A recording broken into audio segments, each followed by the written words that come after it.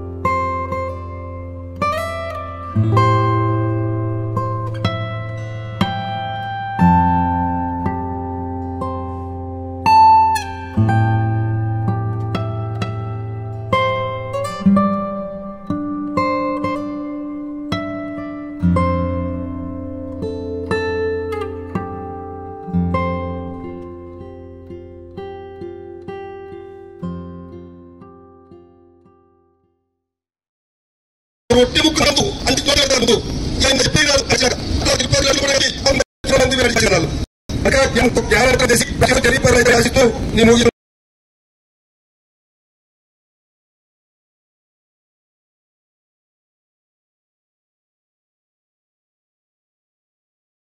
తెలియజేస్తా ఉన్నాము. అందరికీ కూడా తెలిసినటువంటి విషయమే. బాబు డిస్టర్బ్ అవుతుంది, దూరం జరగ. తిరుపతి దేవస్థానంలో గత 5 సంవత్సరాలుగా పరమ పవిత్రంగా భావించి ప్రసాదంగా మనం స్వీకరిస్తున్నటువంటి లడ్డు, అలాగే శ్రీవారికి నివేదిస్తున్నటువంటి లడ్డు ప్రసాదంలో మనము అక్షరాల ఆవు కొవ్వుని, పంది కొవ్వుని, అలాగే చేపల నూనెను కలిపి తిన్నాము. స్వామివారికి అదే నివేదన కూడా చేసినాము. బట్ ఇంతకంటే దుర్మార్గమైనటువంటి పరిస్థితి ఇంకేం కూడా ఉండదు. గతంలో దేవాలయాలపైన ఎన్నో ఎన్నో ఎన్నో ఎన్నో దాడులు జరిగినాయి. అన్నింటినీ కూడా సహిస్తూ వచ్చినాము. కాబట్టి ఇది అట్లాంటి స్టేజ్ అంటే ఇంకా కుదరదు. మనకి సాక్షాత్తు సనాతన ధర్మంలో 100 తప్పులను క్షమించి ఇంకా కుదరదు అన్నప్పుడు చేతిలో సుదర్శన చక్రానికి పని చెప్పినటువంటి కృష్ణ పరమాత్ముడి యొక్క దారి ఇది. సనాతన ధర్మం నేర్పించినటువంటి శాంతి ఇది. కాబట్టి ఇన్నాళ్ళు సహించినము. ఇప్పుడు కూడా మనము మన ఏవైతే హక్కులు ఉన్నాయో వాటి కోసం మాత్రమే పోరాటం చేస్తున్నాము. మొదటిది ఇమ్మీడియట్ గా అక్కడ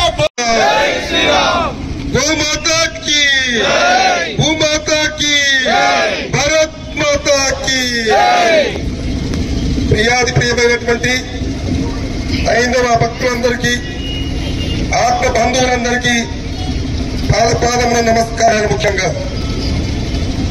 ఈరోజు ఇక్కడ రావడం కూడా సంతోషం. విజయవాడకి వెళ్ళి మనల్ని ఖండించొచ్చాను, 3 రోజులు అవుతుంది కనుక ముఖ్యంగా హైందవం ఏకదానిపైకి రావాలి.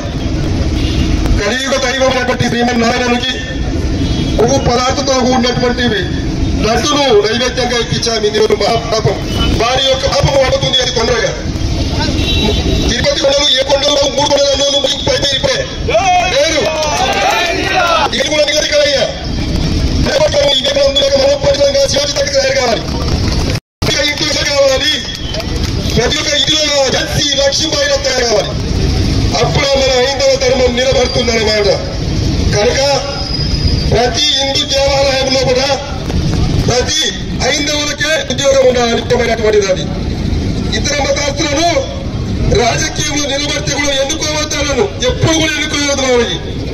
అటువంటి నాయకులు ఎన్నుకునే బతికే అటువంటి పదార్థాల కంపెనీలకు శాస్త్రంతో ఇచ్చిన మనమైన కనుక ఈ రాజకీయంలో నిలబడే వాళ్ళు ప్రతి ఒక్కరిని కూడా హిందువా కాదా ఆచరించి అలా చూసి వారిని ఎన్నుకుంటే మన దేవాలయాలు బాగుపడతాయి. ముఖ్యంగా అదేవిధంగా అందరికి తెలియజేయడం, సామూహిక చాలా వచ్చారు, చెప్పేవాళ్ళు ఉన్నారు. కాబట్టి ప్రతి మనం మక్కకు పోవాలంటే మనకు స్థానం ఉన్నదా? స్థానం ఉందా? మక్కకు పోవాలంటే లేదు కదా, లేదు. మరి మా తిట్టుకోవాలి అందరికి స్థానం ఉన్నది. చూడండి ఎట్లున్నది. వాళ్ళకొక రాజకీయం, మనకు రాజ్యం. రాజ్యాంగం వేరే రాయలే కదా, ఒకే విధంగా ఉంది కదా. ఏ చర్చకైనా పోతామా?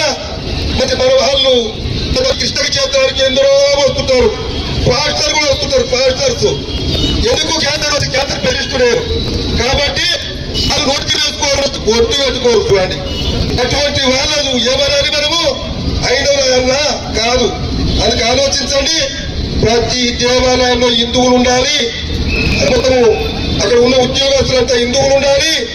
రాజకీయం మాత్రము మన దేవాలయంలో ఉండకూడదు. ఇంతకు ముందు మన మాత చెప్పారు. కాబట్టి మనకే సర్వాధికారాలు ఉండాలని తెలియజేస్తున్నారు. ప్రతి గ్రామంలో ప్రతి ఇంటిలో హిందూ మతం గురించి సాటింపు చేయండి. హిందూ అంటే హిందూ మహాసముద్రం ఎంత పెద్దదో అంత పెద్ద మతం మనది. హిందూ మహాసముద్రం అంతులేంది.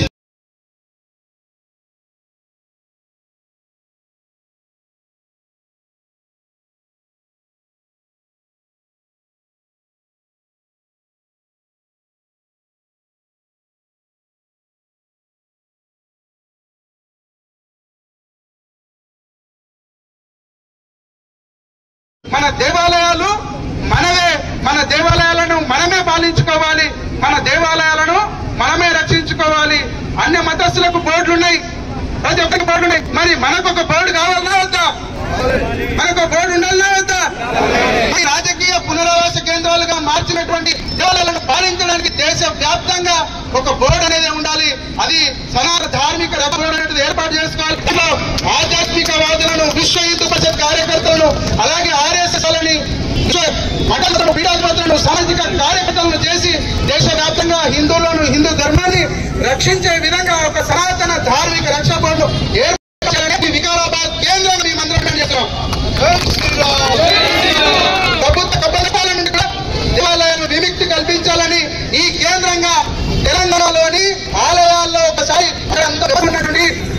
దేవస్థానం పక్కడబంది వ్యవస్థ, అన్నిటి దేవస్థానంలోనే ఆహ్వాంస పంది మంచం కల్పించారంటే ఇది నిజాం ప్రాంతం. నిజాం ప్రాంతంలో ఇంకా మన దేవాలయాల ప్రసాదాలని అలాల్ చేయడం నమ్మకం ఏమున్నది? కాబట్టి ముఖ్యమంత్రి రేవంత్ రెడ్డి గారి ఈ వేదికగా మేము డిమాండ్ చేస్తున్నాం, తెలంగాణలోని ప్రతి దేవాలయంలో అన్ని మతస్థులను వెంటనే తొలగించాలని విశ్వ హిందూ పరిషత్ వికారాబాద్ కేంద్రంగా మేము డిమాండ్ చేస్తున్నాం. అలాగే దేవాలయాల్లో తెలంగాణలోని ప్రతి దేవాలయంలోని ప్రసాదాన్ని పరీక్షించాలని, దానికి ఎట్లాంటి చర్య తీసుకోవాలని కూడా మేము డిమాండ్ చేస్తున్నాం. దేవాలయాలు మనవి, అక్కడ పూజలు మనవే, కానీ మన దేవాలయాల చుట్టూ ఎవరున్నాయి అప్ప? ఎవరున్నాయి? పూలు వాళ్ళే, పళ్ళు వాళ్ళే, అన్ని వాళ్ళతో ఉంటాం. వాడు ఉమ్మి వేసేది తెలియదు, చిన్న వీడియో చూస్తున్నాం. వాడు ఖర్జూర పళ్ళు తిని పెడుతున్నాడు, పళ్ళ మీద ఉమ్ముస్తున్నాడు, పూల మీద ఉమ్ముస్తున్నాడు. మనమేమో ఇంత పవిత్రంగా మడి మీద పోయి దేవాలయాలకి పోలేరు పోతే ఉమ్మి పెట్టిన దేవునికి పెడుతున్నాం. మరి దేవుడన్నా సంతోషిస్తాడా? కాబట్టి హిందూ బంధువులారా, మనం పుష్పం, పత్రం, ఫలం, తోయం మన దేవునికి సమర్పించాలి భక్తితో ఉన్నటువంటి మనసుని. కాబట్టి దేవాలయానికి వెళ్తే మీరు పండ్లు తీసుకోపోవాలి, పూల తీసుకోపోవాలి, టెక్కానే ఖచ్చితంగా తీసుకోవాలి అనుకోకండి. కేవలం హిందూ బంధువుల మాత్రమే మీ పూలు, పండ్లు కొనుకొని ఆ దేవునికి అర్పించండి. అప్పుడే అది పరిశుద్ధమైతుంది. లేకుంటే ఆ పాపంలో మీరు కూడా భావవంతులైతారు. దేవాలయాలు మనవి, దాని చుట్టుముట్టు దుకాణాలు మనవి కావు. కాబట్టి దేవాలయానికి వెళ్ళి భక్తితో కొల్చండి, అది మన బాధ్యత. ముఖ్యంగా ఈ విషయం జరుగుతుంది. కేవలం పూజారులు కూడా నేను ఇక్కడ ఆవేదనతో చెప్తున్నాను.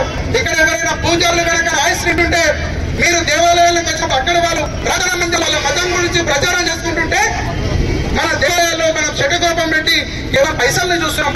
వాళ్ళ కొత్త నామాలు చెప్పి మనం బతుకుతున్నాం. అది తప్పు. దేవాలయాలకు వెళ్ళినప్పుడు మన హిందువులకు మన హిందూ ధర్మం పట్ల అవగాహన కల్పించాలి, మన వీర నారుల గురించి అవగాహన కల్పించాలి. ఒక ఛత్రపతి శివాజీ మహారాజ్ గురించి గొప్ప గొప్ప పండితులు ఉన్నారు, మహానుభావులు ఉన్నారు. వారంతా మీరెంతో నిశ్శబ్దంగా ఉన్నారు.